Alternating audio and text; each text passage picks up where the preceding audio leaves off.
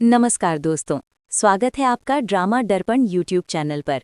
अगर आपको टीवी ड्रामों के लेटेस्ट ट्विस्ट, डिटेल्ड रिव्यू और आने वाले एपिसोड्स की सबसे दिलचस्प अपडेट्स जानना पसंद है तो हमारे साथ जुड़े रहिए, क्योंकि यहाँ हम हर कहानी के पीछे छिपे इमोशंस, सस्पेंस और बड़े खुलासों को आसान और दिलचस्प अंदाज में आपके सामने लेकर आते हैं।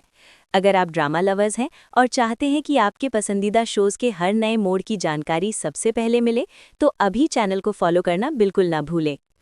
अब ज़रा सोचिए, क्या आपने कभी कल्पना की थी कि जिस आर्या को गोपाल जी अब तक सिर्फ आर्या सर कहकर बुलाते थे, उसी आर्या के लिए अचानक उनके मुंह से दामाद शब्द निकल जाएगा? जी हाँ, आने वाले एपिसोड में कहानी एक ऐसा चौंकाने वाला मोड़ लेने वाली है जिसने दर्शकों के दिलों की धड़कनें तेज कर दी हैं। होली का रंगीन त्योहार, खुशियों से भरा माहौल, चारों तरफ हंसी मजाक और रंगों की बारिश। लेकिन इसी खुशी के बीच अचानक ऐसा खतरा मंडराने लगता है जो अनु और आर्या दोनों की जिंदगी को एक पल में बदल सकता है। माहौल बेहद खुशनुमा है। मोहल्ले में होली का जश्न पूरे जोश के साथ मनाया जा रहा है। हर तरफ रंग उड़ रहे हैं, ढोल की आवाज़ें गूंज रही हैं और लोग एक दूसरे को रंग लगाकर खुशियां बांट रहे हैं। अनु भी इस खुशी के माहौल में शामिल होती है, लेकिन उसके दिल में कहीं न कहीं अपने पिता के फैसले को लेकर हल्की सी चिंता अभी भी बाकी है। उधर आर्या भी कोशिश कर रहा है कि सब कुछ सामान्य रहे। वो अनु और उसके परिवार की खुशी के लिए हर संभव प्रयास कर रहा है। पिछले कई दिनों से वो गोपाल जी को मनाने की कोशिश कर रहा है, कभी सम्मान से, कभी धैर्य से और कभी अपने व्यवहार से। लेकिन तभी कहानी अचानक करवट लेती है। होली के इस जश्न के बीच कुछ नकाबपोश लोग अचानक वहां पहुंच जाते हैं।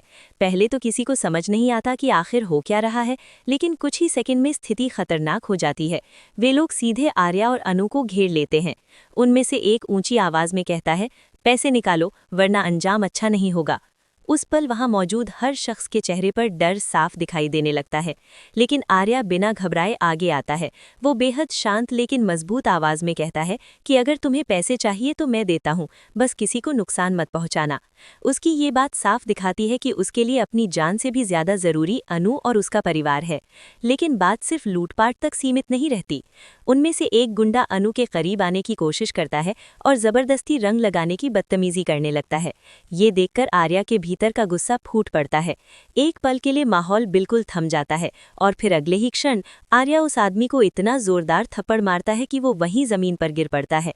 उसके कानों में तेज दर्द होने लगता है और बाकी लोग ये देखकर घबरा जाते हैं।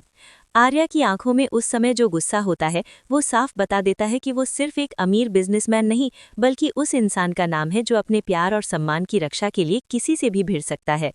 बाकी गुंडे ये सब देखकर पीछे हट जाते हैं। वे जल्दी से वहां से निकलने की कोशिश करते हैं, लेकिन ये सवाल अभी भी हवा में तैर रहा होता है कि आखिर इन लोगों को भेजा किसने था। क्या ये सब मीरा की कोई नई साजिश थी, या फिर रघुपति ने कोई नया खेल खेला है ताकि आर्या को गोपाल जी के सामने कमजोर साबित किया जा सके। उधर ये पूरा घटनाक्रम अनु को अंदर तक हिला देता है। वो अपने पिता के पास जाती है। उसकी आंखों में आंसू हैं और आवाज में दर्द। वो रोते हुए पूछती है कि पिछले 7 दिनों से आर्या आपको मनाने की हर कोशिश कर रहे हैं। वो काम कर रहे हैं जिससे आपको खुशी मिल सके। फिर भी आप क्यों नहीं देख पा रहे कि वो मुझे कितना चाहते हैं? अनु की ये बात सीधी गोपाल जी के दिल में उतर जाती है। एक पिता के सामने उसकी बेटी खड़ी है, जिसकी आंखों में सच्चा प्यार है और दिल में भरोसा। उधर आर्या का निस्वार्थ व्यवहार और अभी अभी दिखाई गई उसकी बहादुरी भी गोपाल जी के मन में गहरी छाप छोड़ चुकी होती है। कुछ पल के लिए वो बिल्कुल खामोश हो जाते हैं। ऐसा लगता है जैसे उनके अंदर चल रही सारी जिद, सारी नाराजगी और सारे सवाल धीरे धीरे पिघलने लगे हों। और फिर कहानी में वो पल आता है जिसे देखकर हर कोई हैरान रह जाता है। गोपाल जी अचानक आर्या की तरफ देखते हैं और पहली बार उसे पूरे नाम से पुकारते हैं, आर्यावर्धन। आर्या भी चौंक जाता है।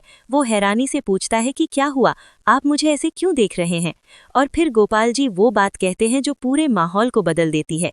वो शांत लेकिन साफ आवाज में कहते हैं, आदत डाल लीजिए, क्योंकि आप मेरे दामाद बनने वाले हैं। बस ये सुनते ही जैसे समय एक पल के लिए ठहर जाता है। आर्या को अपनी ही कानों पर यकीन नहीं होता। अनु की आंखों में खुशी के आंसू आ जाते हैं। वो पल जैसे उनके लंबे इंतजार का जवाब बन जाता है।